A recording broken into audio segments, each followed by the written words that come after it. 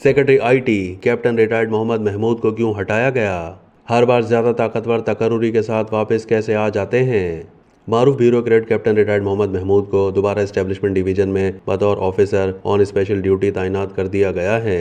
ये इकदाम बाज लॉन्ग डिस्टेंस इंटरनेशनल यानी LDI कंपनियों पर जानिबदारी के इल्जामात के दरमियान सामने आया है, जो तकरीबन 76 अरब रुपए की अदायगियों में नादहिंदा हैं। वजारत IT और टेली कम्युनिकेशन और पाकिस्तान टेली कम्युनिकेशन अथॉरिटी के ज़राए के मुताबिक महमूद ने IT वजारत के सेक्रेटरी के तौर पर अपने दौर में पॉलिसी गाइडलाइंस जारी की, जिनसे मुबैना तौर पर डिफ़ॉल्ट LDI ऑपरेटर्स को फ़ायदा पहुंचा।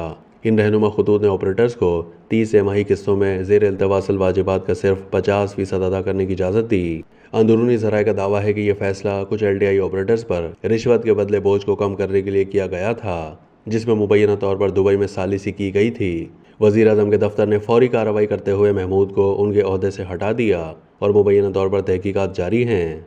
महमूद का कैरियर बदउनवानी के मुतअद्दिद स्कैंडल्स और इंक्वायरियों से मुतासिर हुआ, जिसमें 2023 का गंदम दरामदी बहरान भी शामिल हैं, जिसकी वजह से उन्हें वजारत फूड सिक्योरिटी एंड रिसर्च के इंचार्ज एडिशनल सेक्रेटरी के ओहदे से मुअत्तल कर दिया गया।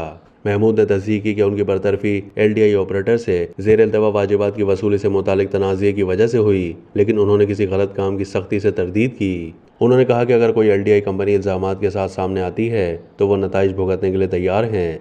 महमूद ने वजाहत की कि LDI के ज़ेर इल्तवा अदायगियों का मामला 15 साल से अदालत में ज़ेर इल्तवा है।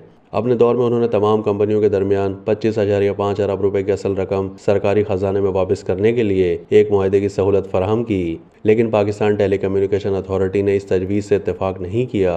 उन्होंने इल्ज़ाम लगाया कि ज़ाती मफादात ने हुकूमत को तवील अरसे से वाजिब उल अदा रकम की वसूली से रोकने के लिए तनाज़ा खड़ा किया।